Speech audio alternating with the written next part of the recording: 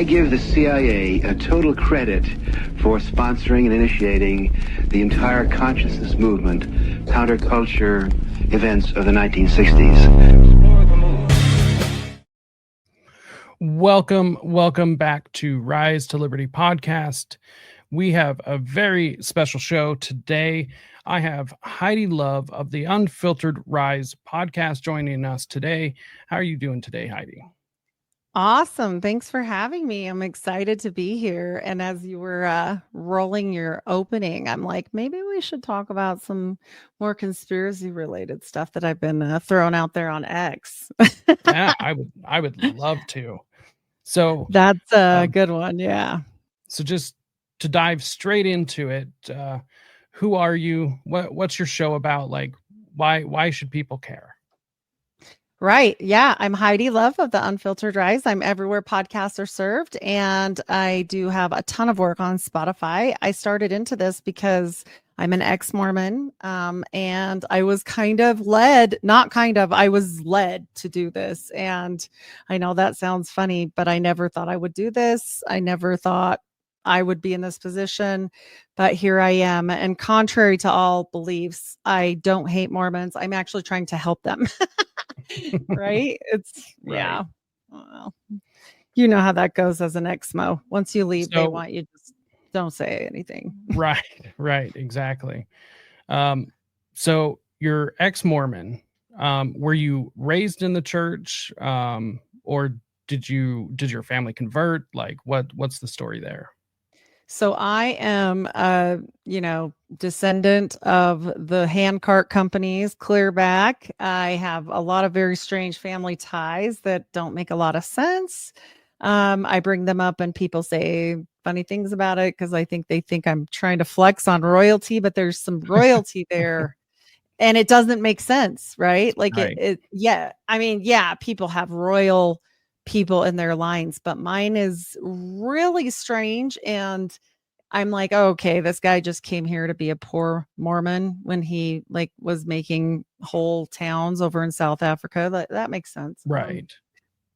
He's from the Stewart line. It's Henry Stewart Talbot. And people will recognize that name because there's a big conspiracy behind him, that he's the illegitimate son of the king. And right. I don't know. I mean, I wasn't there. So, but I find it interesting. For sure. So you're ex-Mormon, which means you've left the church. Yes. What kind of started all of that? Like, where did you start recognizing things to where you didn't want to be a part of the faith anymore? And what ultimately made you cross that line, I guess? Boy, it took me a really long time. I didn't completely leave until I was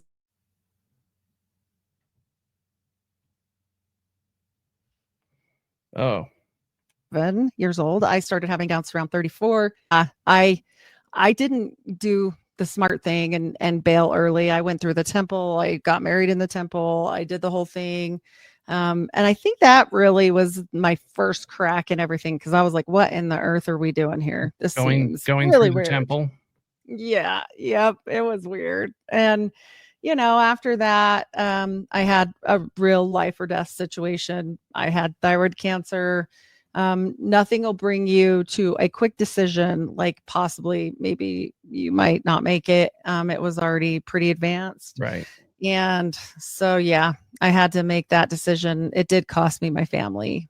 So yeah, it was hard. So what were the things that you started noticing that had you questioning? I mean, because, from the outside looking in, a lot of people won't see this. Even if you're on the inside of the Mormon bubble, as I like to call it, a lot of people don't notice certain things.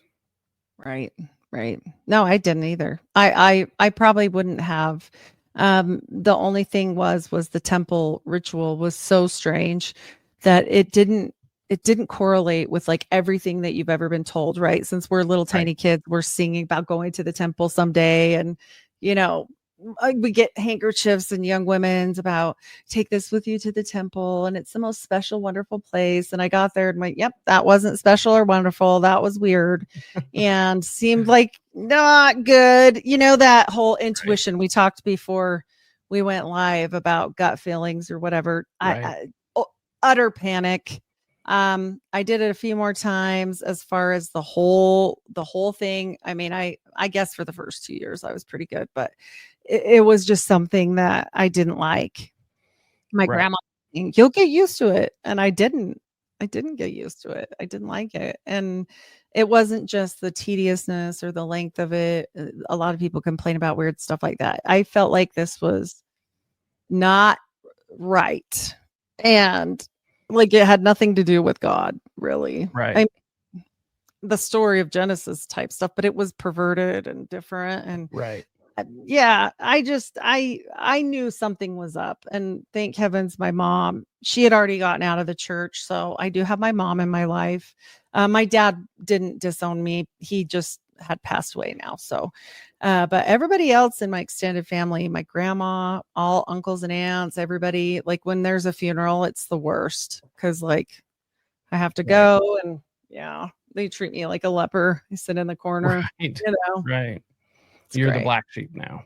Yeah. Yep. And I mean, that's fine. But also, the Christianity that they portray is not what they practice. And so Right. I'm not saying for everyone, you know, there's a lot of good people in that church, but they don't know the top level of things. They don't want to Right. know their history. They're happy where they are. Right. So one thing I want to touch on just to cut this off in the very beginning. So anyone who has known or even just seen a lot of ex-Mos or ex-Mormons, it seems like they have a direct like vendetta, you know.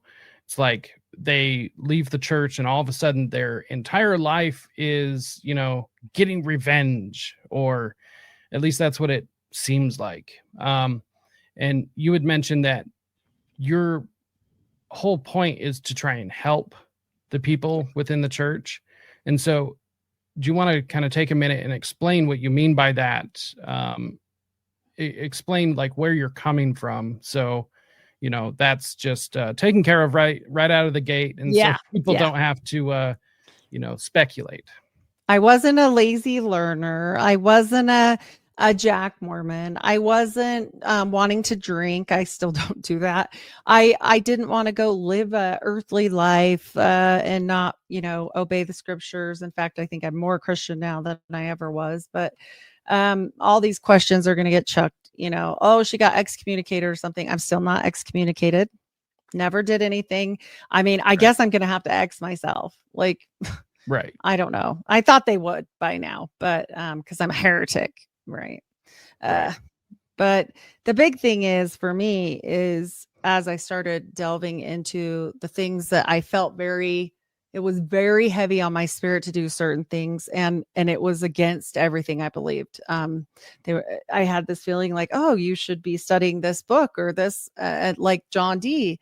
And people are like, oh, she's in the occult. Like, look at this. No, there are answers in there that you're never going to get anywhere else. Now, does that mean everybody needs to read that entire book? No. That's why we consolidate things for people to consume so that they don't have to do that, right? That's not everyone's calling.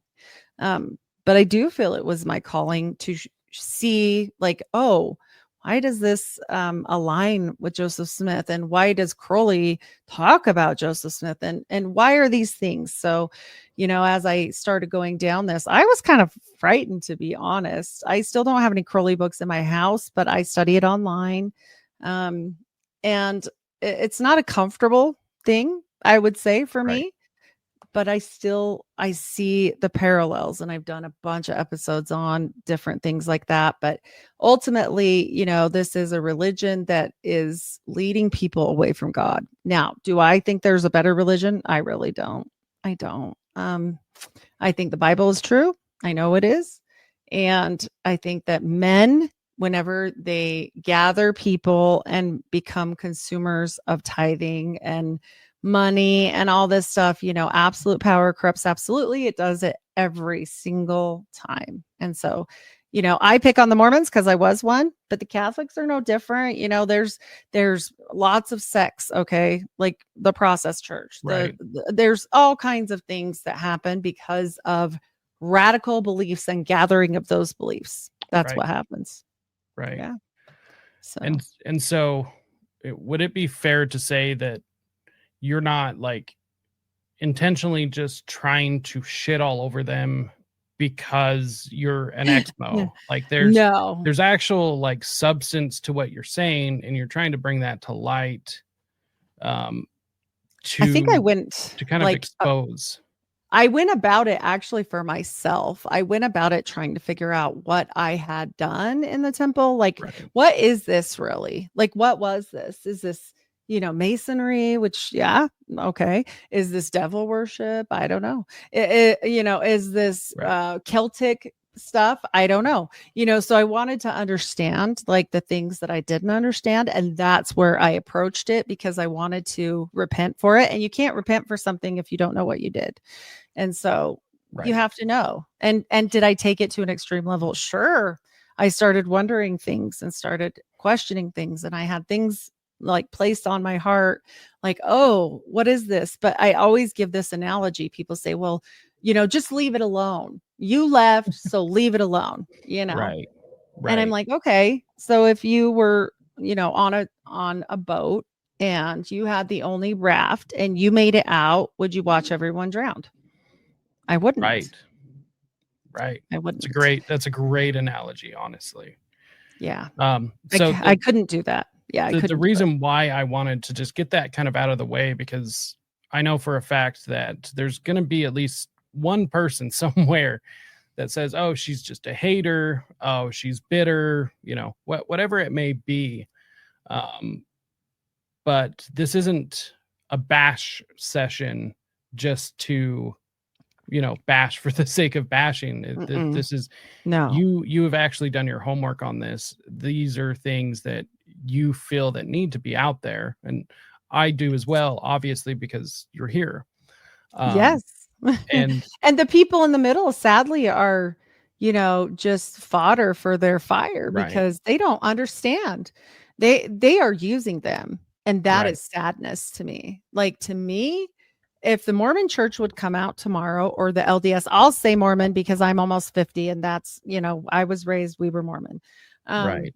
And proud to be Mormon under that prophet. But I see this and I think these poor people, like my grandma or my family that's very devout still, Right. they don't know. They don't know what's happening at this top level, and they keep that secret for a reason. Now, anytime you're holding a secret, whether it's yourself internally or in a group, it makes people kind of sick, like Right. secrecy causes that. It can. And even if you're not certain that like, oh, this is just something we do, but why is that? Like, why is there so much secrecy if you have nothing to hide? Right. Like, yeah. So it's not the middleman. I always feel actually very bad for the people in the church that are living by the word, just trying to go to heaven, because that's what they're doing. Right. And they don't know. I didn't know what a Mason was when I went through and wore the symbols on my chest for years and years and years. Right. I didn't even know. I didn't know what a square and compass was. So I feel like that's very unfair. It's one of the few religions that kind of does that to them. And they're initiates of ancient mysteries. They have no idea what I'm talking about. And that's Right. sad to me. If they Well, came out it's tomorrow not and said the presented that truth, way. yeah. If they would tell the truth, I would probably shut up. Right. Because Right. then you know the truth, but you don't know. And you're just in there. And when people ask me, well, why did you do that? Well, that's what we did. Like, that's what my Right. grandma did. And, all these people. And so there was no answer. I don't like that. Even if you're a Freemason, you will be lied to because everyone knows that. They hoodwink you, right? And in the Mormon church, they don't do that. You don't ever get the truth unless you make Right. it to the top. then Right. maybe if you're in There's Eccles. so the one thing that, because I myself am also an ex-Mormon, although I don't typically put that label on myself, but the issue that I have, I guess the biggest gripe I have about the religion itself is that there is zero questioning of authority, and which is an odd thing to me, because even in the teachings of the LDS Church, it is taught that the church is, one, going to be targeted by evil and taken over by evil. And so what is that going to look like? So, even outside of, arguing whether the faith is this or that, it's like at some point the teachings tell you that the church is a target by evil or Satan or however you want to categorize it, and that the church will be taken over. Yes. So, Yep. Secret I mean, combinations. It's all over the Book of Mormon if you read it. right. And so, asking current members, what is that going to look like, and how will you know? Because there's also other teachings that say you don't question the prophet, and you just kind of accept it. And that's the issue I have, or at least the big issue, right? It's like, if I had to pinpoint one thing, I mean, it's kind of weird because, right, questioning a prophet, if it's genuinely a prophet, why would you question him? But at the same time, it's like, how do you know that's a true prophet? Just Well, what because did they Joseph say? Smith do? Right. What I love that we read scriptures about being like the prophet. And what was he doing? He was questioning authority when he went out and did that, Right. 100%. And I he mean, was questioning all different types of authority at that time, which was one of absolutely. the reasons, he put a target on his back. So, yeah, this I think got amplified during COVID, when you saw the church, tell members to get the experimental vaccine, which is not a vaccine, but experimental gene editing, and like that just seemed to me to be evil. Why would that be a big contention for the church? And Because why they would, own all the labs. right? Well, and why would they also go along with the state shutting down churches and everything?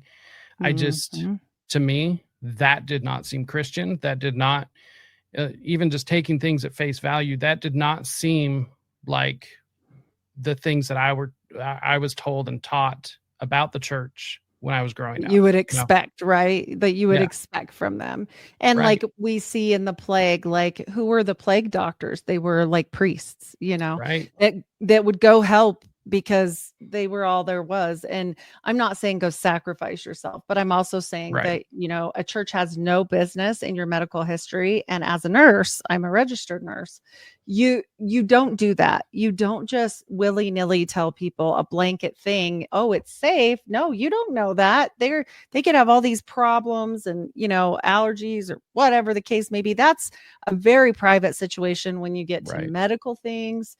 I thought that was strange. I was already on the no train because it seemed weird. And I mean, I know that's contradictory as a nurse, but I was like, this is not the way things are developed. This has never been done before. I'm not doing that. There's no such Right. thing as dancing nurses. That's insane. So Right. we're a spicy group. We don't dance. No, but Right. even I mean, there's no time for that. Like, honestly, it was the weirdest. It was just a ploy. Like, I mean, I could see through it for sure. I was already out by then, but it did concern me for the welfare and the well-being of, Right. the whole and the body of the church that continues to sustain these people that are higher up in their positions because they're paid at a certain level, and they're Right. paid well at a certain level. Right. Yeah. So one thing, I assume that there's going to be at least some active Mormons that watch this. And one thing I wanted to bring up regarding this, directly out of the teachings of the church, is specifically Doctrine and Covenants 21, 4-5. For anyone who doesn't know, what it says is, wherefore meaning the church, thou shalt give heed unto all his words and commandments, which he shall give unto you as he receiveth them, walking in all holiness before me. For his word ye shall receive, as if from mine own mouth, in all patience and faith. So, I mean, what this is discussing is that the prophet is going to be speaking on behalf of the Lord as if it is the Lord himself speaking. And this was pointed out to me by another mutual that we actually share. But so the instruction to the church is that in the Revelation, the Lord instructs the church to give heed to the words and commandments of the prophet Joseph Smith as he receives them, receiving as if from God. The instruction emphasizes that the prophet's words should be received as if from my own mouth. And this is strange to me because that allows a teaching that if somebody does come in to corrupt the church, then you don't have the ability to question that. And that really bothers me. Well, and the fact that we would not have something called the Journal of Discourses had this been upkept, like, let's be real. How many Right. volumes is there of that? There's a lot. Right. And, I love the catch 22 is they'll say, like Brigham Young, horribly racist. Okay. Right. He once said, if your neighbor sinned and he needs to be killed, love your neighbor and kill him. Oh, Right. wow. Well, that's not in my scriptures. and then they'll say, Right. well, he was just a man.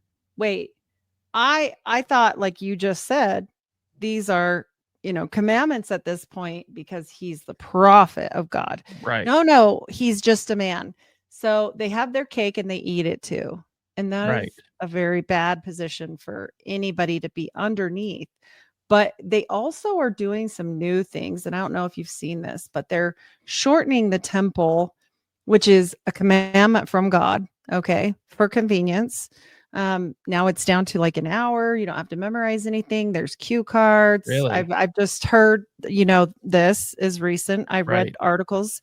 And they're changing the garments as they have over all the years. Right. Now, do I think that needs to happen because of, moderation into a new age where clothing is different? Sure.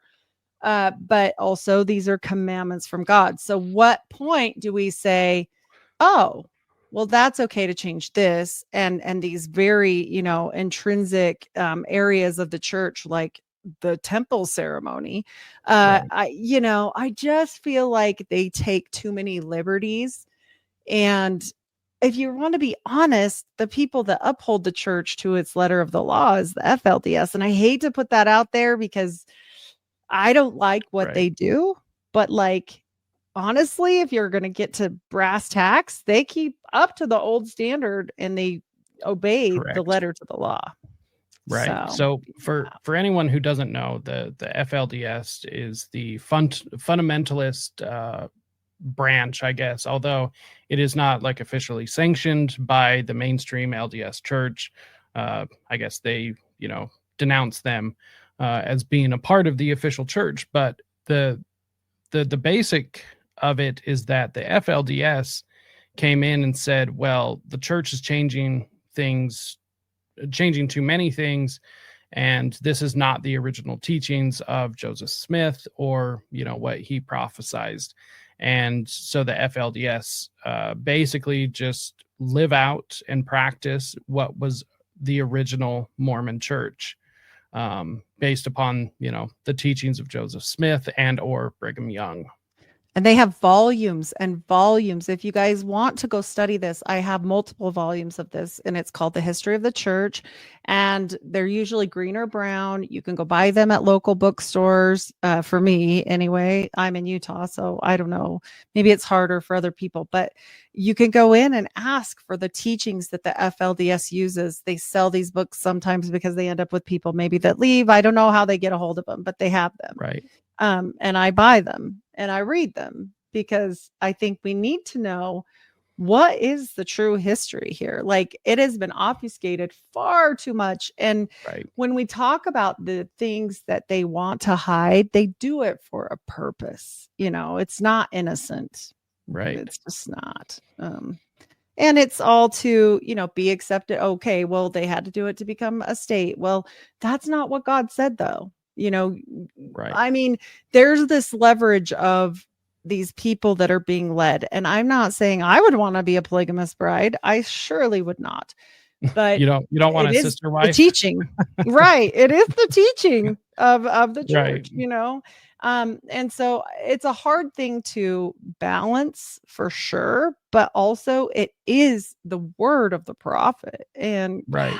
I don't know how else to say that, just like the oaths that they used to take about spilling their guts and slitting their throats. I don't know that that was supposed to be removed. Right. Do I Yeah. think it's good? No. Let's But see. I wanted yeah. to bring that up real quick, because that's actually something I wanted to address if we had the time, was the blood atonement, which, okay, it seems kind of weird to me that if these teachings come from, the word of God, why are they removing it later? And I get it. It's because, a different prophet comes along, times change, but that seems really convenient to me. Yeah. That the faith is so adaptable like that, because just taking it at face value, then that means anyone that can get into that position has the ability to lead everyone astray.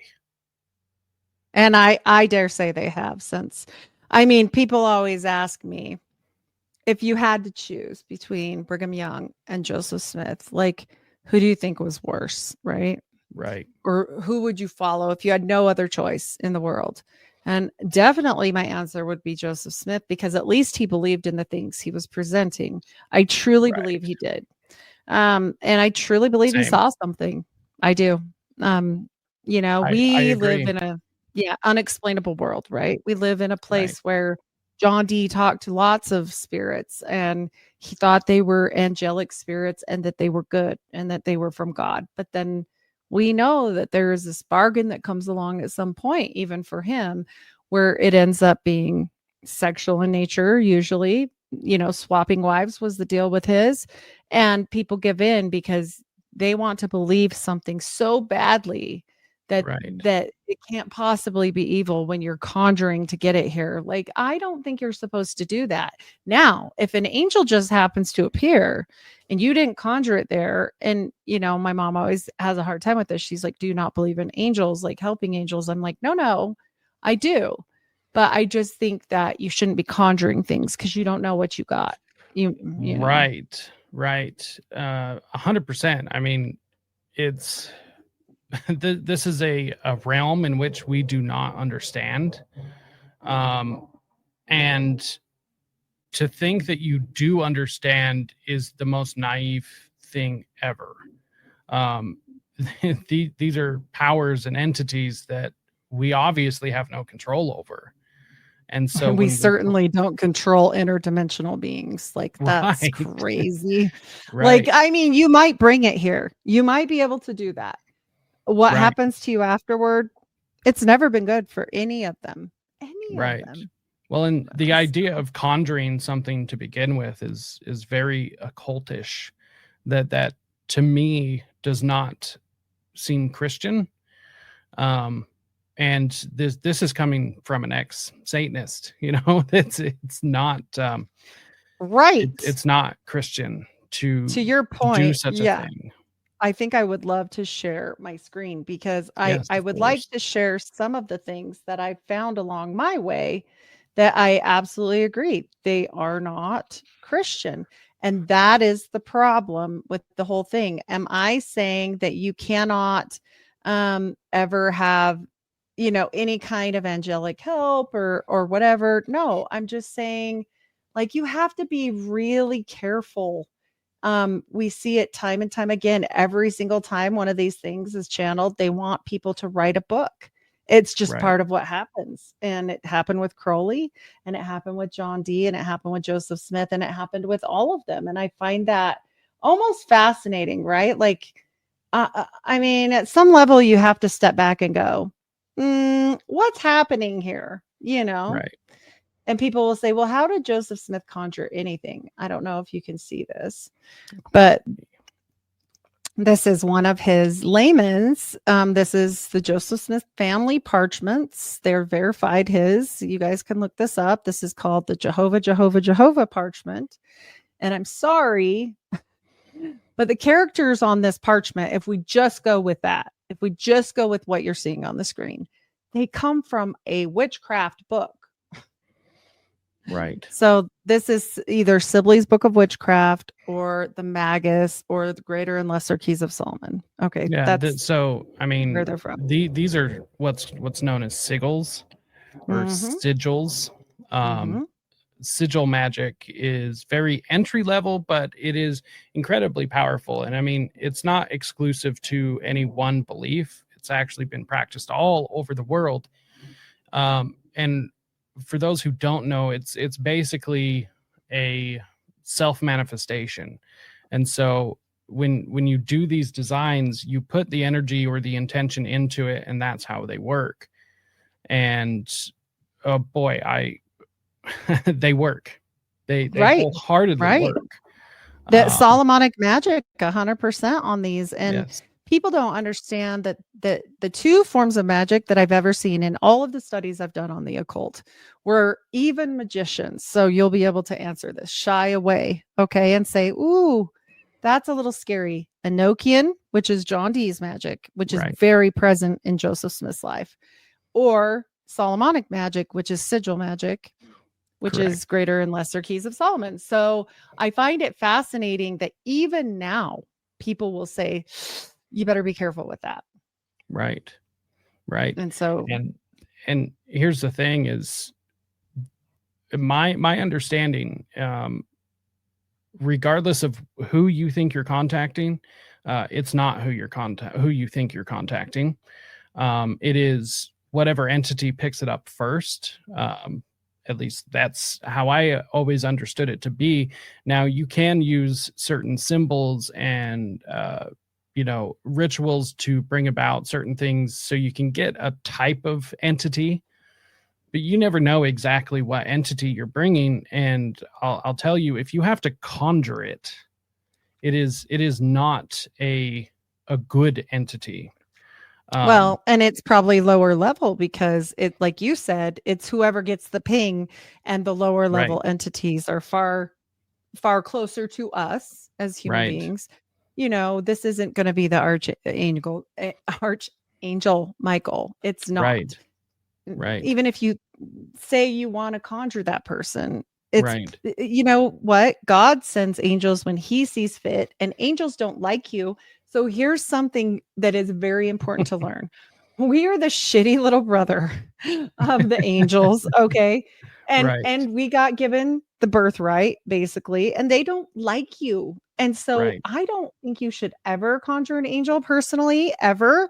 I wouldn't conjure anything, but definitely angels are not going to be happy, because when you do this, and you like this particular sigil, this is part of Joseph Smith's, sigil magic. I believe this one is on the Jupiter talisman, and people will say he had this to protect himself. And I'm like, that's not what it says. Right. So it says, whoso beareth this, about him, all spirits shall obey him. But actually, when you go to the real breakdown of it, it says those who conjure. And I'm like, there it is. Right. You have to obey because it was conjured here. It wasn't just popping up like all natural and it just showed up here. That's not what happened. Yeah. Right. And they want to make us believe that, that's the story, because it does sound way better. Like it really does. It really does. It's not good to have to explain why Joseph Smith did not die with his garments on, but he did die with this on his person. That's kind of a problem when we're talking about belief. And this is, the third pentacle, which, as you can see, and I'm sure you know, but for audience sake, is here. It's very lightly engraved, and people can look this up, Right. but it's old. That's why it's so faded. But it says, "This defendeth and protecteth those who invoke and cause the spirits to come when they appear, then show them this, and they will obey." Well, okay, that doesn't mean it just happened because somebody's cursing you and they're chucking spirits at you. Do I think that Right. happens? Yes, I do. Correct. But It does. I think this is explaining to this specific sigil what is happening. He's invoking. And right.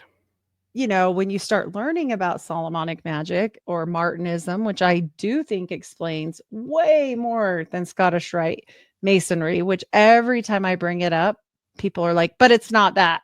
Okay. Right. Well, on that seal that I just showed you, did you see this? Because it was there, right? Correct. It's on the Jupiter talisman.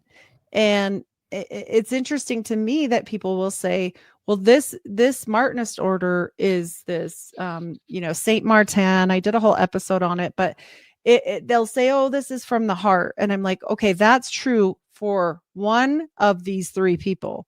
Willermose, Cagliostro, and Saint Martin all made this order. Now, Saint Martin went on and it became more of a learning, and he says it's all in the mind and in the heart. And like you said, it's more like thought, like they're not practicing it per se. But Cagliostro was down for it all, bro. Like, right. That's who Crowley said he came back as. So right. People need to know that he was a little different, and he'd been to Haiti and he learned some things, And so we have to look at the whole piece of the puzzle and not just 1/3 of the puzzle when we're trying to explain this away. But they believe that 2 nights of the year, you can go out and conjure spirits. And one of those is the fall equinox and the other is the spring equinox. And this is what they dress like. And I'm sorry, that doesn't look Christian to me. Correct. But maybe it's old Christian. I don't know, I don't want to judge it on its level, but I'm just saying that if I saw this and I didn't know anything, I would say they were witches and warlocks. Right. And I mean, here is the thing, like there are some very not occultist, but very what's the word I'm thinking of? It's like there's very traditional types of Christianity. I mean, Eastern Orthodox is what comes to mind, that does have types of rituals. But what's interesting is, I mean, these things are all surrounded by Jesus. And to me, they very clearly look different. They're not, because here's the thing, is that the aesthetic is part of the whole thing, right? Like all of this is why Satanists dress a particular way when they're performing rituals, and not trying to equate the two, but trying to make the point that the aesthetic is part of it. And it matters. It matters way more than people would like to admit or even understand. And so, like having a ceremonial atame or dagger. Correct. Why did the Smiths have this then? Why did this be passed down from the father? This is the father's birth sign, not Joseph's. So, when we're talking about these seals, okay, or what's written on them, intelligence of Mars, does that sound scary? No. What does it mean? An intelligence in this particular magical system is a demon. It's a lower level demon. So why are you putting that on your atame? And why is it dark handled if it's a white magical? Right. Because it is darker. So, and it's stained. You can see that it is. Okay. Correct. So when we look at that, and even the fact that Joseph had, and people don't like to talk about this either, the seer stone, one was dark and one was white. Well, I bet you were like, oh, I know why that is, because you've been down that magical road, right? So when we look at these things, this is the dark one. Okay. And the white one has never been photographed, but we do have an artist's rendition of it, and it is here. Now, which one is more important? This has never been even photographed. Right. Hello. Right. And so the properties of this, I'm assuming they're quartz or some such thing. Like, and I'm sure the other one has obsidian in it. Again, we get back to John Dee with all of the magical, things that we know, right? Right. And I'm not going to say he was per se wrong. I'm just saying it's not Christian. That's all. Right. If you want to Well, and- practice, go ahead. See what Right. happens. So something for people who might not know. What's interesting about this is magicians or wizards. I hate using that term, but I mean it is what it is. What is interesting is that there are, like protection spells and stuff like this, and although you were still dabbling in the occult, what is interesting is a seasoned magician can take something meant for good and flip it around and use it. And I'm saying not literally flip it around, but they can invert the good for the bad. So even working from saying, okay, all of this stuff was on the up and up in the beginning with Joseph Smith, he was the light of God or whatever, and he spoke to God, and it was all, in the light. Anyone that comes after him, if they have the intention to do so, can take the very same things and use it for evil. So, well, and to your point, like, here's the thing. I think that he was a magician. I have a lot of backing for this. I know that his great grandfather, maybe even one more great, was in Salem, Massachusetts, and involved in the Inquisition, and he was an accuser of a witch, which a lot of I did times, not know that. Yes. So Mary Eastie, let me go to that really quick.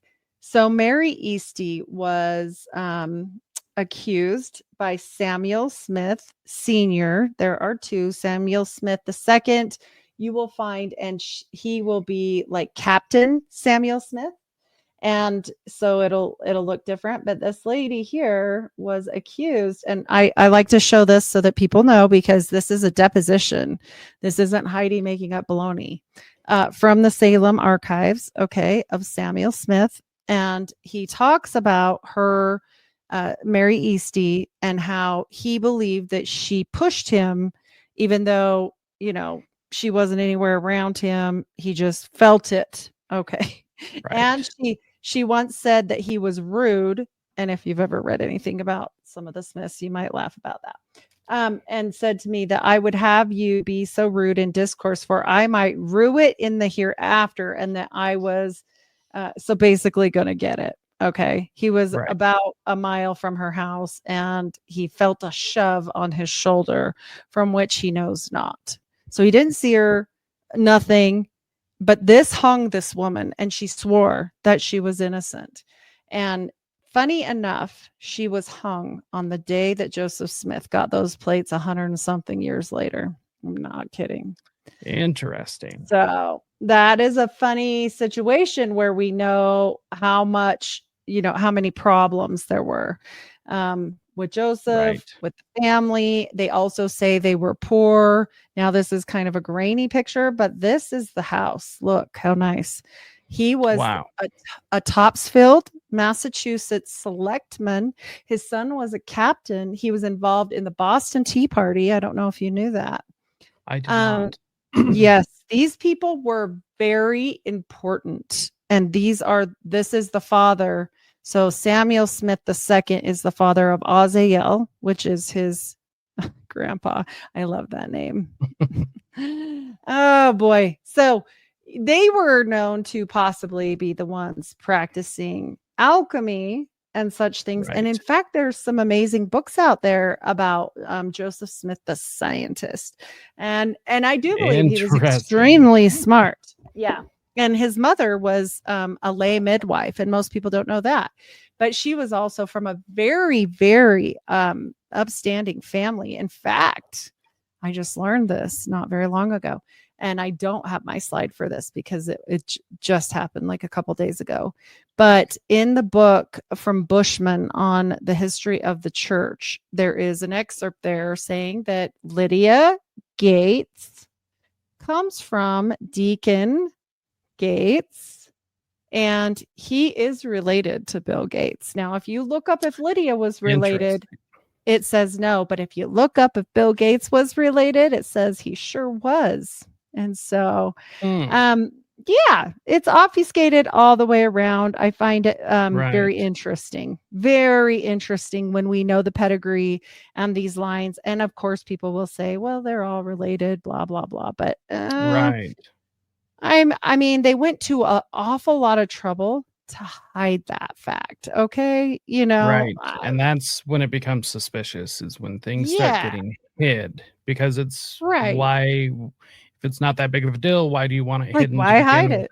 Yeah. What are you doing? Right. But here we are. And they also obfuscate the brother. And I'm going to be doing a show on that. But it's very interesting all the way around. These people's history is important. I believe they obfuscate this whole family because it sounds much better if they're dumb farmers that don't know anything than having them be select topsmen of a very nice area, Also, just so people know, why would he do this, right? Well, John Gould's sister was John Wilde's deceased wife. Well, the Goulds were fighting over land, and the Putnams were kind of in with the Goulds, and the Goulds are actually the Smiths' in-laws. And so that's why. I mean, it's just the way it is. So they're related. And this is why I think the church probably hides this. I also love that this little excerpt says they mined for precious metals for over 100 years in Topsfield. And what did I say about the alchemy? So, I mean, I think that they were very smart. Like I said, they were top like level people in this family. And so I think that they didn't like the scandal that this brought to them, literally that was the nail in her coffin. And she did say that she petitioned. She was one of the only people that petitioned to the governor and everything and said, I know I have to die, but I'm begging you, do not keep taking all of this nonsense from people just saying that, they had a dream. I mean, like, get real actual evidence and stop hanging people. And they did. Because of her petition, they stopped killing people and stopped using, madness basically to put people away. They did this to a 4-year-old child and imprisoned her for a year. I mean, like, this is the kind of thing that's happening at this time. It was just wild. So, see the date, September 22nd. So Joseph Smith set out on the 21st, and he did receive the plates after midnight because he talked to his family about that. So, very interesting. I think it's fantastic when we deep dive into history and find things that are completely unexpected. I didn't know any of this. I was just doing a deep dive for something else, and it came up, of course, which is so strange for me, like in general, when that happens, because I wasn't trying to find that at all. And so here's the excerpt I like to show about Samuel Smith. This is the second. He was a selectman, a legislative representative, committee of correspondence member, and he was a selectman for Topsfield, Massachusetts. He also was involved in the Boston Tea Party and making that whole like idea of them to like go and do this. He didn't go. But like this was, they sat down at the table and brought up this. Isn't that funny that like we see this play out later with the Mormons and the Mormon massacre there? They did what at the Boston Tea Party? They dressed up as Native Americans. And so did the people later. Right. It's almost like that's a thing for them. Reused and repurposed. So for those who aren't like in the know, can you kind of like wrap this up with like what exactly are the implications of these revelations? So, when we look at the things and the people that influenced, Joseph, like Walters, the magician, who had strange books and deals with familiar spirits and was chased out of town. Now, this is in the Palmyra Reflector, June 12th, 1830. And, the Book of Mormon was published in March of 1830. So when we look at this stuff and the teachers that Joseph had in his life, when we look at the family history, when we look at the things that are very unusual in the temple, okay, in the temple ceremony, or when we look at Joseph's cane with the serpent head and the upside down weird cross, like I'm just telling you, maybe there's more than meets the eye there. Maybe the church, and I know this is hard for people, could lie to you. These penalties and oaths were very strange. The true order of prayer is very strange. And when I say very strange, I mean, I always chuck this in here. You'll recognize this, I'm sure. This is Typhon, when you're hailing to Typhon, which is a chaos, deity. Right. And we look at the true order of prayer from the temple, and we can look at that on this. Look at the thumb. Right.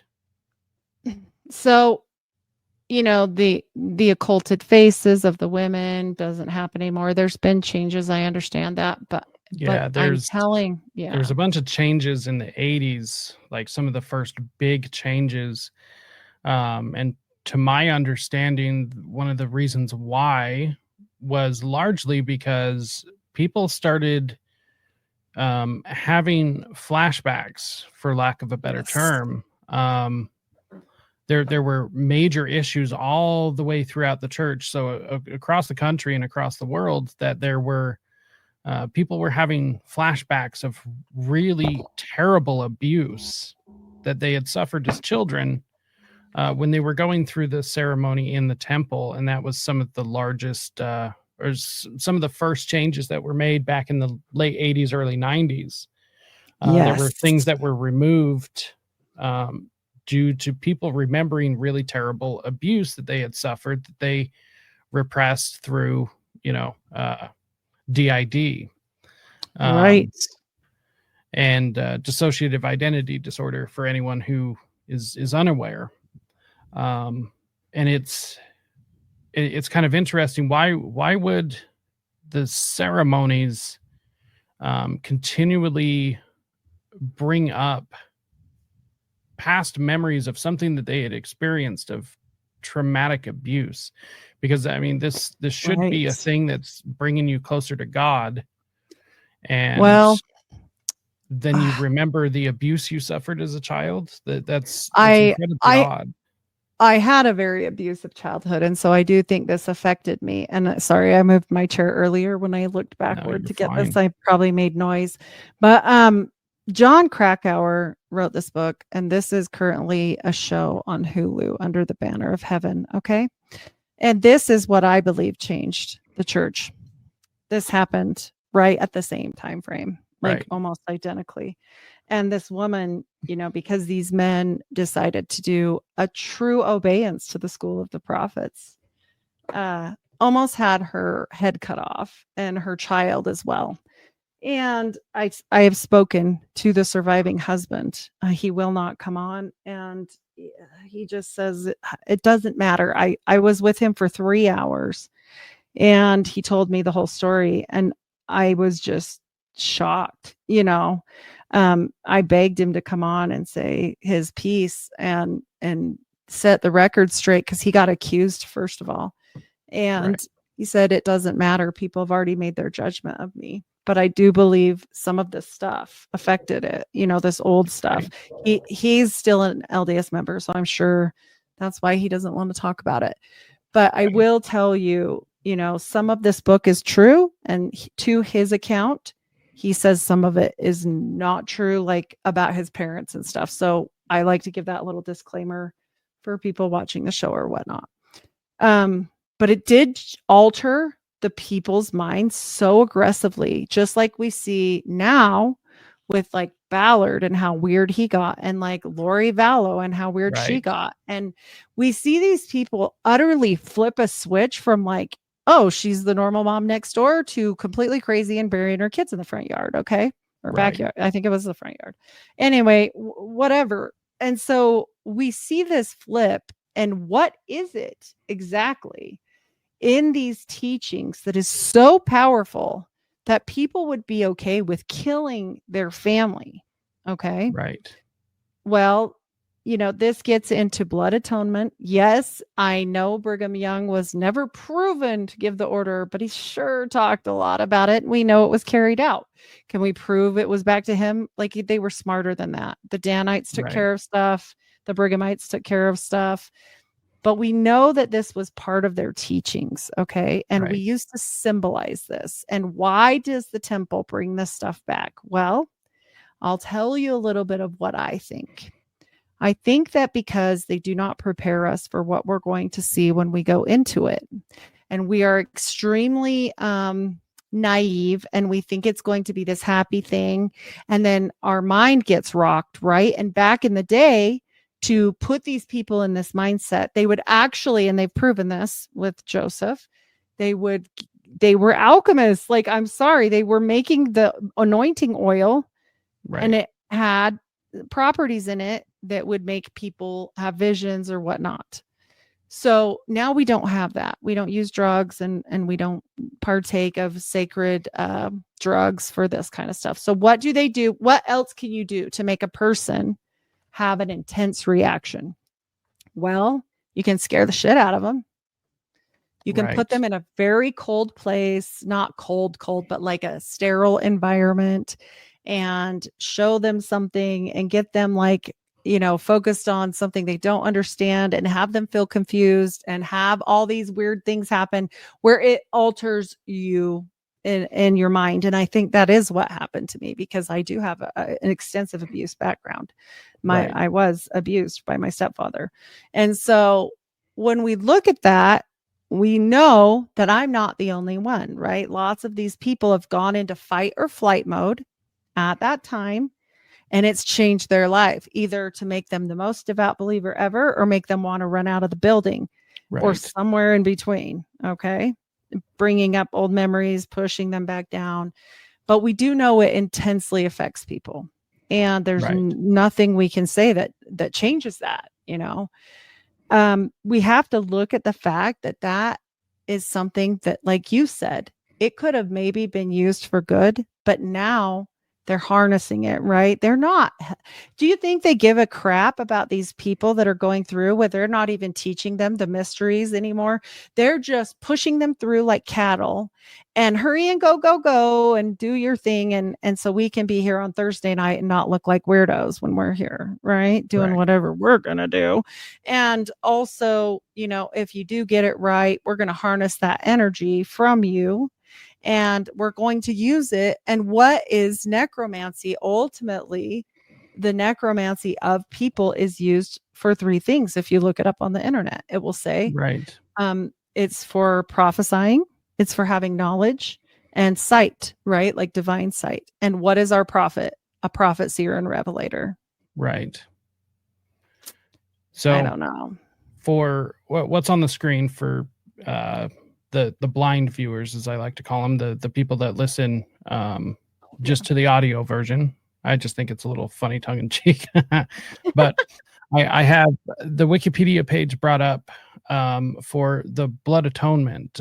What this is, the blood atonement was a practice in the history of Mormonism, still adhered to by some fundamentalist splinter groups, under which the atonement of Jesus does not redeem an eternal sin. To atone for an eternal sin, the sinner should be killed in a way that allows their blood to be shed upon the ground as a sacrificial offering, so they do not become a son of perdition. The largest Mormon denomination, the Church of Jesus Christ of Latter-day Saints, or LDS Church, has denied the validity of the doctrine since 1889, with early church leaders referring to it as fiction, and later church leaders referring to it as a theoretical principle that had never been implemented in the LDS Church. That may be true. However, I mean, there is evidence of this actually happening.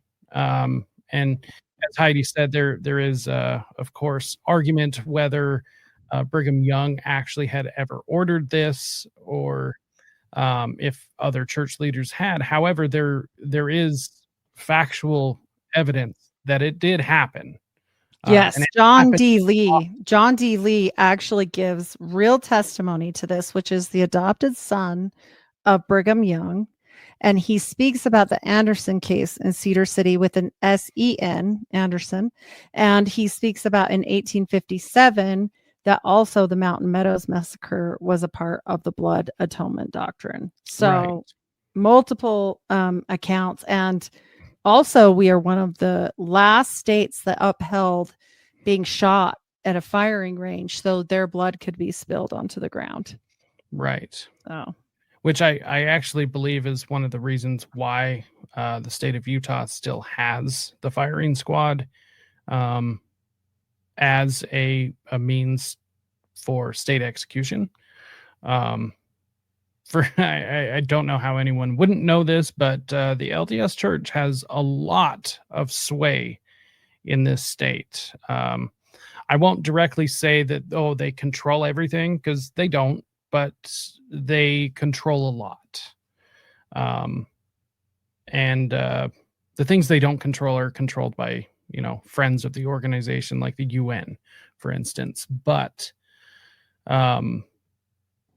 yes, it's still an option to this day. They did take it away in 2004, but it was reinstated in 2015 due to the lack of lethal injection drugs. Okay. Right.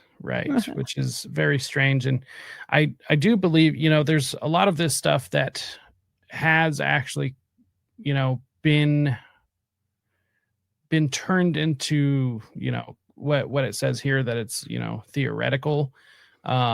Because the thing about this, about magic in general, is that you actually don't have to perform an actual ritual like that. You can perform it theoretically, or just put the intent behind it in, a ritual, and it can still have the same effect. And so they don't actually have to spill the blood of the innocent, or who they view as guilty, for it to have the same purpose these days. Also, it's a little hard to slit the throats of somebody and let their blood spill out on the ground and get away with that. So yes, and for people that want to look it up, Brigham Young in the Journal of Discourses, Volume 6, page 219 and 220, speaks about if you love your neighbor, love him as you would love yourself. That means if he needs his blood spilled, spill it. So, I mean, I don't know. It's very literal, Right. It's very scary. The wickedness and ignorance of nations forbid the principle being in full force, but the time will come when the law of God will be in full force again. This is loving our neighbor as ourselves. Help him if he wants salvation to spill his own blood on the earth in order that he may be saved. In all capitals, spill it. Right. I mean, that's pretty extreme wordage, So it's also why they had the Native Americans at the Mount Meadows Massacre, because you can only lose your second anointing if you spill the blood of the innocent on accident. Even it still counts against you. So they weren't sure of the ages of the children, so they brought them in, the Native Americans, to make sure they didn't have to kill the children, just in case they were innocent. So this is something I had sent to me with some work that I have been doing on another case, the David Hambling case. This is actually a speech that was given by Ezra Taft Benson back on February 26, 1980. And it's the 14 fundamentals in following the prophet. And this is where he lays out what is required of, good good church members, the requirements for them to, practice in order to follow the prophet correctly according to Scripture. Now, there's one part that I wanted to bring up directly, which is number 4 out of the 14 fundamentals. And the fourth is the prophet will never lead the church astray. President Wilford Woodruff stated, quote, "I say to Israel, the Lord will never permit me or any other man who stands as president of the church to lead you astray. It is not in the program. It is not in the mind of God." End quote. The discourses of Wilford Woodruff, selected by G. Homer Duran, Salt Lake City Bookcraft, 1946, pages 212 through 213. And this edition, along with it, I found incredibly interesting. President Marion G. Romney tells of this incident which happened to him. Quote, "I remember years ago when I was a bishop, I had President Heber J. Grant talk to our ward. After the meeting, I drove him home. Standing by me, he put his arm over my shoulder and said, 'My boy, you always keep your eye on the president of the church, and if he ever tells you to do anything, and it is wrong, and you do it, the Lord will bless you for it.' Then, with a twinkle in his eye, he said, 'But you do not need to worry. The Lord will never let his mouthpiece lead the people astray.'" And this is from a conference speech, in conference report, October 1960, page 78, for anyone who wants to go find the source. This is one of the most troubling things I think I have ever read out of the teachings. So even if, once again, you take the starting position that all of this is on the up and up, this is Ezra Taft Benson, who was prophet, right? He comes out and says that the Lord will never allow a prophet to lead the church astray. But even if they do lead you astray, the Lord will not fault you for it, because all you were doing is being a good little soldier. And I just cannot think of anything more fundamentally wrong. And I think this is where we see a huge change in the church, is in the 80s. Because about 10 years after this is when the Pace memo drops. Yes. And I think one of the things that the LDS Church is known for outside of the Mormon bubble is the massive problem with child abuse. Obviously, this is not a recent development. I believe that this is kind of baked into a lot of things that have happened. But now, with this teaching, this is a part of it. Yeah. And for anyone who doesn't know, the Pace memo, obviously we're not going to read the whole thing here. I do implore people to go find it on your own. But it details abuse from members themselves, and very, very graphic abuse. Although it doesn't, satanic in nature, so they say. Directly satanic.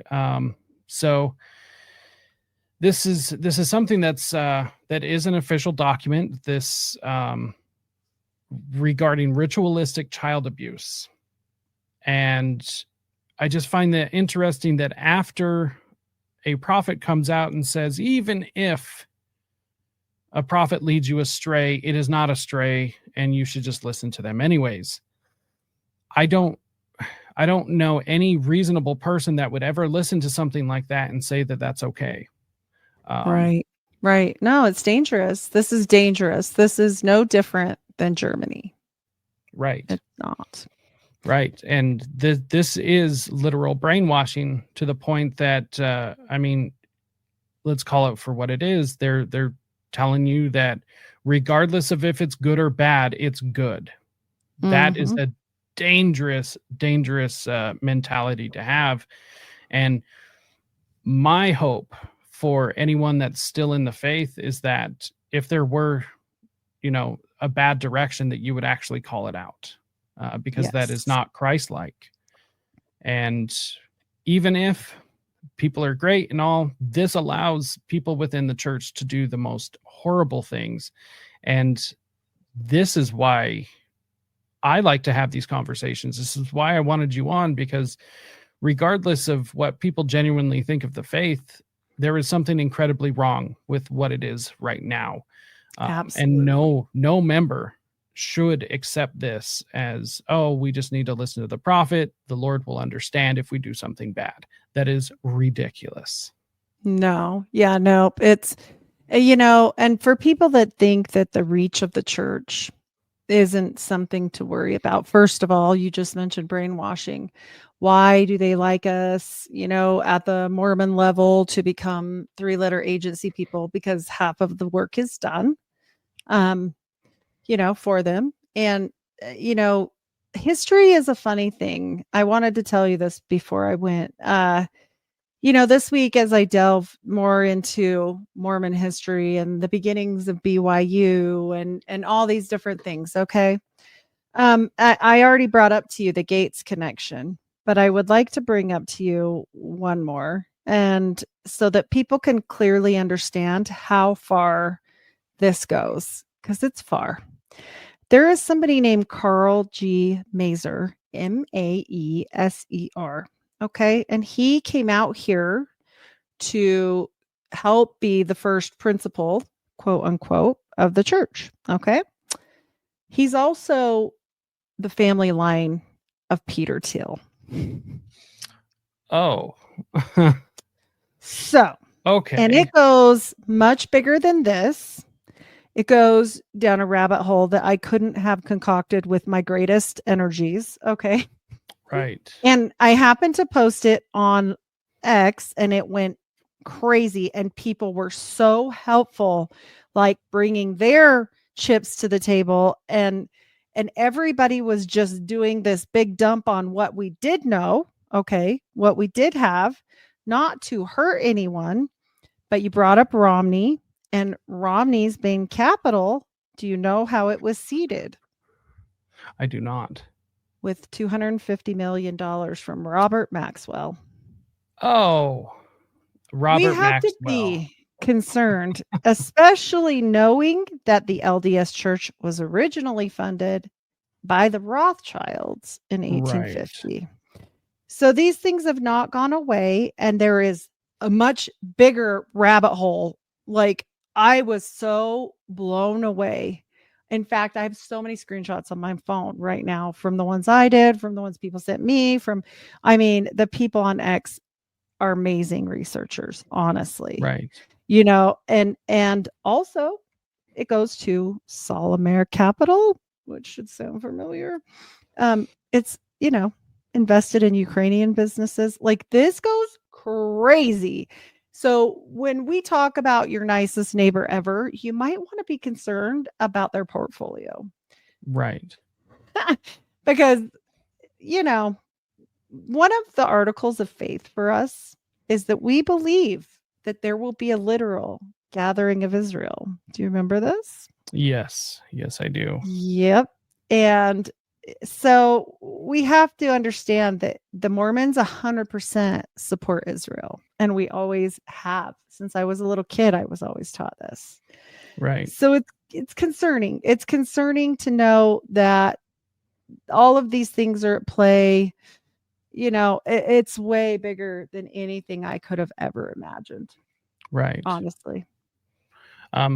So the picture on the screen is Robert Maxwell with one of his 8 children. I never realized how many brothers and sisters Ghislaine had, but it's actually all sisters, I believe. But this is the father of Ghislaine Maxwell, Jeffrey Epstein's confidant, friend, lover for quite a while, and current prisoner. So, yeah, this is exactly who Robert Maxwell was. There's a lot more you can look into that and who he was, what he did. He was Oh also yeah. the owner of Maxwell Hill, who actually produced all of the textbooks for the United States for decades. Right. And So, with knowing that we know they imported this German guy, Peter Till's family, right. to do what? To bring about the education of our youth. I'm sure we're going to find the Yes. connects all over the place with those Yes. textbooks. And have you seen what Peter Thiel has been doing lately with his speeches on the Antichrist and AI and all of these things? It's really concerning. Yeah, Peter Thiel is entirely obsessed with the second coming, and he also struggled to answer the question if humanity should survive. This is some death Yep. cult stuff. This all goes back to Sabbatai Zevi, and Right. this whole Lyurian, I guess it is, Jewishness. That's like a whole thing, Right. and people have to look into that. I'm not going to get claimed anti-Semitic. Look, I'm just saying this is a movement that happened. We should be able to say that it happened. Like I'm not, Right. saying it's the normal Hasidic Jews or anything. Like I get it. But also It's when you typically make the atheists yeah, within yeah, the atheist Zionists. it's So, so weird that we can't talk about a whole faction of people like they exist. That's more, mhm, I feel that's more discriminatory that we can't mhm, talk about them or their history or their livelihood or anything. right, Like that's weird. What is wrong? Like that is crazy to me. They've built a lot of things in America. We should be able to say that. Like, right, I mean, Kuhn and Loeb. Hey, there's a big Mormon contact for you. But when we look at these things, like I said, Joseph Smith was your woo-woo guy. Why has the woo-woo gone out of the church? For a big part, it's because it was meant to go underground. Okay, I don't think it went away. I think it went right, underground. That's why you, as a Mormon sitting here, maybe listening to this, think I am crazy because this all sounds insane, right? Like this sex abuse right, stuff and all this weird stuff. They have a hard time wrapping their heads around it when they're just baking cookies and going, to their, visiting teaching or whatever. See, I get it. Like when I was in, I had no idea either, and they don't want you to know. So, when we look at this and know that they are a big part of people that are like transhumanists. And I mean, it gets weird. There's a whole LDS Transhumanist League, and there's, like he said, the New World Order. It's right, spiders. It has spidered so badly. And I do believe Brigham Young took out Joseph. I do 100%. I think he was in on that. I think he led him to the slaughter so that he could take over the church and do exactly what he did with it. And it right, wasn't good. That's where we get all these banking connects and all this weird stuff happening. Because I don't think right. Joseph would have done that. I don't. Yeah, I'm not entirely convinced either. And anyone who is familiar with church history, which, my audience, there probably isn't a whole lot, but you don't even have to dig that deep into church history to see fundamental changes for the worse. I've been trying to find a speech. There was a speech given, I believe, in the 70s at a general conference, and I can't remember who gave the speech, which is why I'm having problems finding it. But the speech was discussing the UN, and this elder specifically labeled the UN as an evil organization and that the church had no interest in working with them. And now they are partnered hand in hand with the UN. So what changed other than the fact that there are people who were persuaded away from the fact that the UN is an evil organization, which I wholeheartedly believe that they are. Yes. Yep. Secret combinations. When we talk Right. about this, I can't think of who the prophet was that was against it, but there was one in the 70s. I think it was it wasn't Kimball. It might have been Benson. because they didn't like him. Right. That's why what he was the one that was proud to be Mormon, Right. and you notice they rebranded and they're like, Yes. and so I find that fascinating as well, because I saw in Kimball, everybody thinks he's such a good guy. Look, he was a John Bircher and he was a Rotarian as well as the prophet. I mean, he was very into these secret societies, as was Joseph's progeny. I can't remember his name right now. Not Joseph Fielding, but the next one. I'll look it up. But all of these people sold out. They got into these secret societies. They were tired of being poor and ran out of their homes. And I get it. I do. You got to run stuff with money, but the money they took wasn't good. Right. Right. Well, and I think that continues to this day. And it does. My whole contention with all of this is, why wouldn't the church be corrupted? If I was evil, if I was Satan, that the church, any church, regardless of what it is, would be my number one target, period. And I believe this is why we see such numbers of like child abuse across all different religions, is because Satan has gotten his claws in to these positions. I mean, well, let me ask you this. Do you know that after the time frame I'm telling you about with the Rothschilds, underneath another person, the Vatican was loaned an extensive amount of money from the LDS Church? And did they pay it back when they got their temple in Rome? I dare say so. So you asked if this was still going on. So there's one prime example. I think that happened in the 90s. So we're talking about every church. Like we said at the beginning, well, at least I did. I pick on the Mormons because I was one. I know the most about this particular thing because I'm inundated with it, right? Since birth.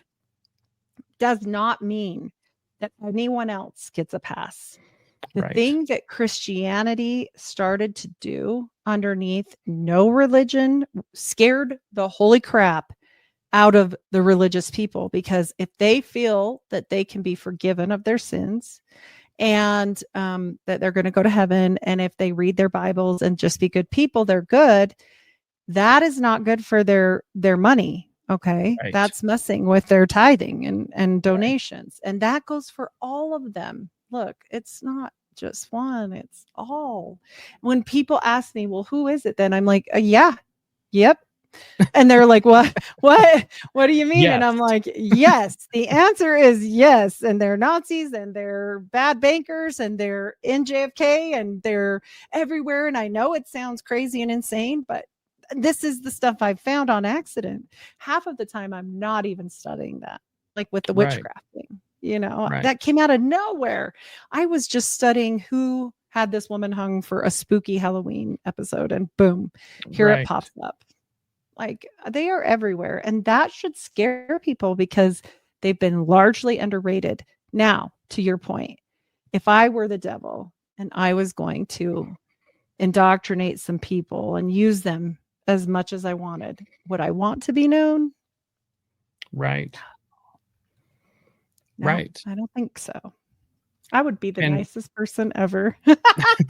And they are. And that is the teaching, right? Is that any sort of antichrist is going to be very appealing.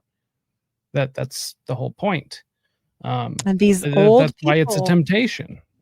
These older people that believe in this Sabbatai Zevi stuff, sinning to bring about the end of the world and the second coming, they're getting old. They want it to happen. They are pushing this harder than I've ever seen them push because they're all getting old, and it's like they all paid into this system, and now they're like, hey, they want it to pay off. Yep. And it's not yet. And so they're forcing the hand. Do they really think that God's hand can be forced? Like, you're so funny. Right. Like, well, and we see this across, we see this across religions. We see this with the Vatican. We see this with what is happening in Israel and Palestine right now. my personal opinion is that these people are part of a death cult. And they are intentionally leading us astray for whatever crazy reason.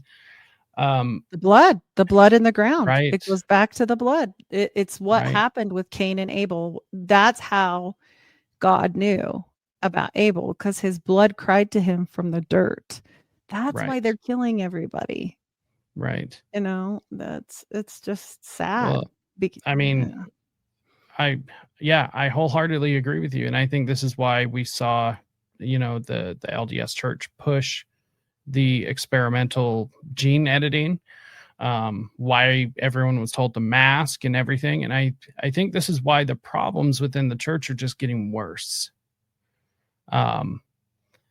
What I personally would like to see, as far as the LDS church goes, or any church for that matter, is I would like to see a genuine church that people could believe in, and with leaders that are actually godly.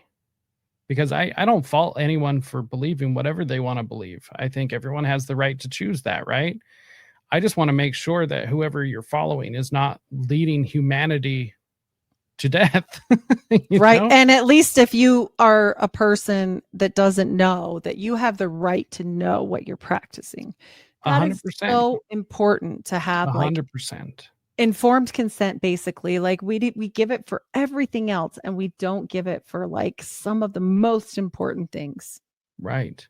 like Right. that thing that everybody took and there was no pamphlet in the box. Right. And I think it's part of this is because people have a fundamental misunderstanding of the occult, right? People don't look into these things because it's taught that if you even look into it, then you're practicing it. And that's not how it works. And granted, you shouldn't consume your entire life with this stuff, right? Because there is a certain amount of what you put into your brain hole is bad. However, knowing basic things, knowing how it functions and stuff is totally fine, and it's not going to harm you. Just don't practice it. It's that simple. Don't call any angels. They're never good. Right. Even They're Crowley, not angels. even Crowley said Awas lied and he was a liar and he wished he never wrote that book, the Book of the Law. The only one he ever said that about. Right. And I think for anyone who is curious, I think that's the perfect place to start is Crowley, because you can trace back so many things to him directly. Do you know Crowley specifically wrote about Joseph Smith and Moonchild? No, I did not. That is a specific quote, and I will find it before we go. That is interesting. Because he knew a magician knows a magician. Right. Exactly. He put it in the notes. Yep. It was very strange. That is incredibly strange. Yeah, I did a whole show on it, and he said he wrote about the perception of Joseph Smith as an enigmatic figure in his writings, describing visions of the prophet. The account is a piece of analysis from Crowley himself. Joseph Smith obviously didn't write it. Duh. Right. And it says, and now all gave way to the most enigmatic figure. I have a hard time with that.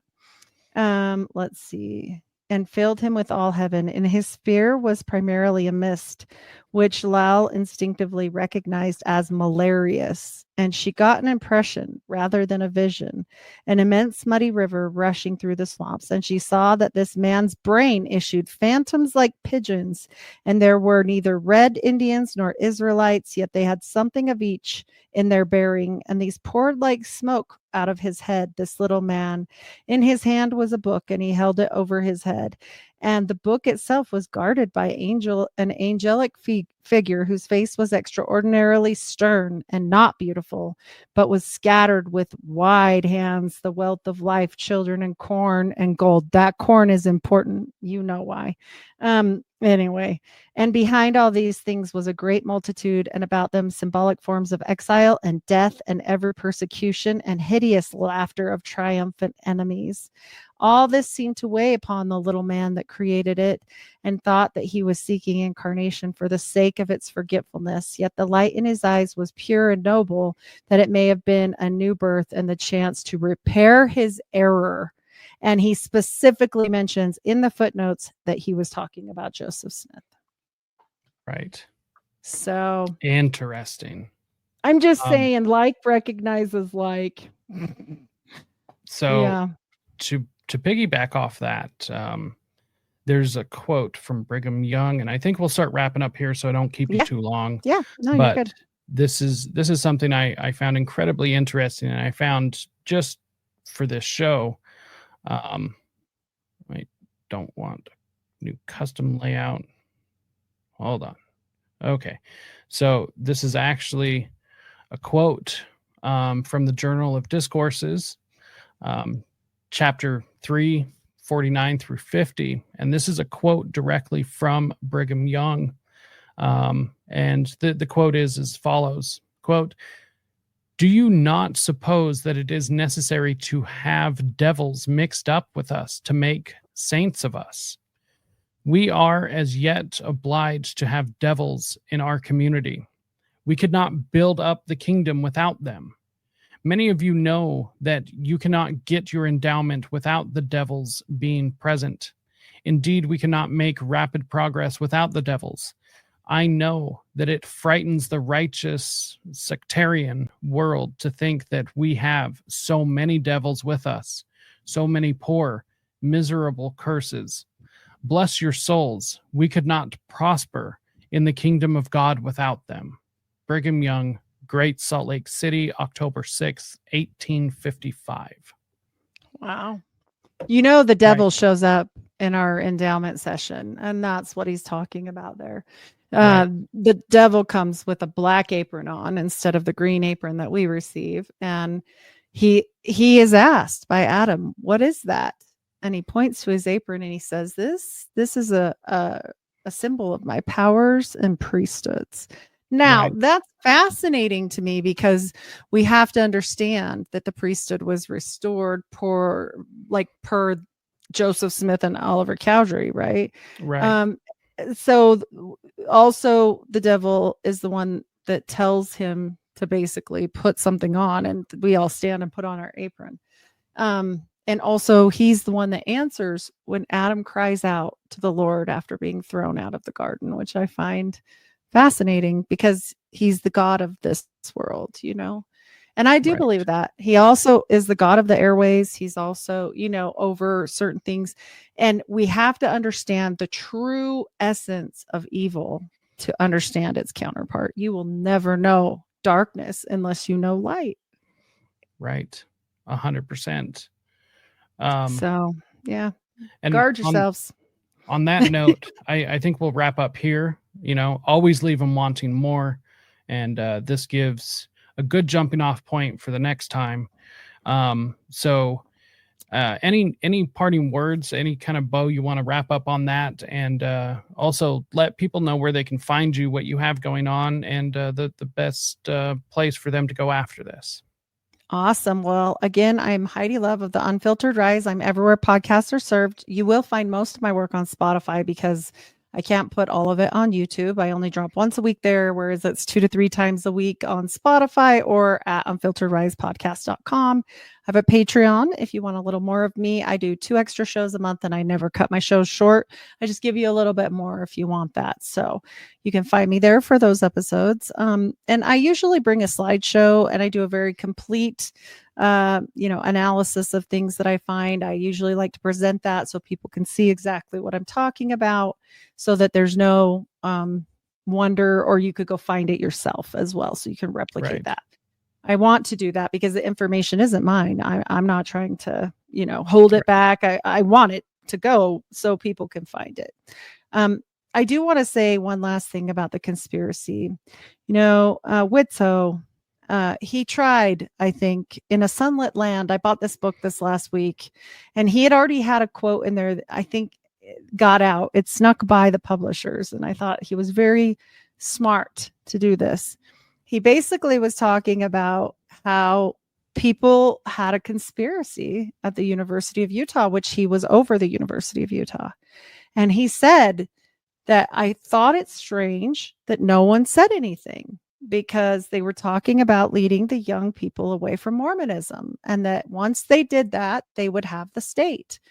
And it gets so much deeper than this. And I will tell people, I think that possibly every intention was pure of Joseph Smith. I still think he got led astray, because he called upon things and brought them down by his will and not God's, right? Like he Right. forced the hand. Anytime you force something, it's usually magic. Right. That's just the way it is. And so when you look at that and you look at everything we presented today, maybe step back and say, am I being led by men that I would trust with my life? Like, is this something that I can, salvage for my own soul? And if it isn't, look into it further to see how you could benefit from sharing your truth and still not go completely atheistic. Like, no offense to anybody atheist, like that's fine if you already went there, but like it's really damaging to these people coming out of the LDS church to just shut everything off because they were lied to. It's easy to do, but it's damaging to the soul of many. If you found atheism on your own, that's fine. Like wherever you are, be there. But I'm just saying, for these other people that are coming out, there is a God and he loves you. It doesn't mean there's no hope. It just means that men are fallible. And every time we put our full trust in that, we're going to be led astray. So, Right.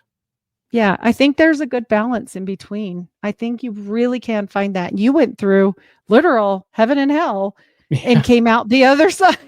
Right. You're kind of a representation of this, which is why I'm so excited for our show to come out too, because you explain it. And I think it's easy for people to say, I throw in the towel and I'm just going to go evil or nothing, right? Like Right. no, nothing.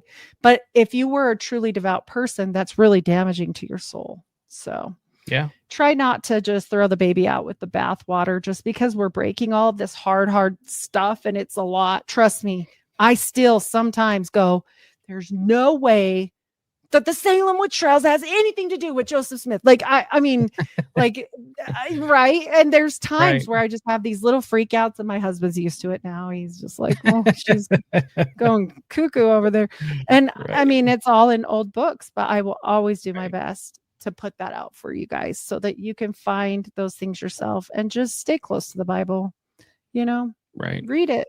It'll give you, read it and pray about it and figure it out for yourself. I won't even say what it'll do for you. You'll figure it out. So, and to piggyback off that just a little bit, if it feels wrong, it probably is. And you should pray about it. You should ask about it. And anyone who shuts that down, you're probably onto something. Because as far as seeking truth, there was no such thing as too radical, as long as it's true. And as long as it's not hurting children, innocent people, or doggies and animals, whatever. Right. Exactly. Yeah. So on that note, I would like to thank all of you for joining for another amazing episode of Rise to Liberty. Some of the best things that you can do, if you would like to continue, learning about this stuff, head on over to the Unfiltered Rise podcast, which is going to be down in the episode description along with all of her other links. However, if you want to check out something on my channel that kind of goes along in this same vein, you can actually go over to this interview that I did. Oops, wrong one. There we go. This is an interview I did with Goel of ritual abuse. Oh, geez, I can't remember. I don't know. It's Goel, but the title to the interview is "The Shocking Truth About Satanism in Utah Exposed," and it's a 3-hour presentation that we go through and talk about the history of the church and where a lot of this comes from, and it's all based upon the actual doctrine from the church and church history itself. And so this is a much bigger issue than people would like to believe. And like I said, for anyone who wants to be Mormon, all I want is for you to have an actual true church to believe in. And I don't believe that the leaders are leading people in a correct way. And I think it's every Mormon's duty and responsibility to call out bad actors and to get the faith back on the right track. And so, this is why I think people should be learning about this stuff so that the church can be corrected, which was the reason why the church was founded in the first place, because there was no true church. So I think this is every Mormon's opportunity to be able to educate yourselves on the terrible things that are happening and stop being led astray. On that note, if you want to support what I'm doing, head on over to my Ko-Fi. You can go over there. You can donate, do a one-time donation of how much ever you would like, or you can turn it into a monthly thing. You can also head on over to let's see here. You can head on over to my Buy Me a Coffee, which is what I would recommend. Buy Me a Coffee is great. And honestly, I need as much caffeine as possible to be able to keep doing these sorts of things. So, and then on top of that, if you would like to get something, you can head on over to risetoliberty.store and go pick up some awesome new merch that I have. In fact, let me just show you guys real quick. I've got these nice new hoodies for the cold weather. It says Rise to Liberty right on the front, and right on the back, it has a big old mind control design. So, I do got larger sizes coming. We go from small to 2X right now, but I do have larger sizes coming. So anybody that needs those, hold on tight and get those. We will be selling these all winter long. We also have long sleeve shirts, t-shirts, mugs, bottles, coffee cups, all sorts of fun things. So other than that, check out my Substack, which is Beware the Mockingbird. And on that note, let's see. Once again, make sure to go check out Heidi's links in the episode description. And until next time, stay free, my friends.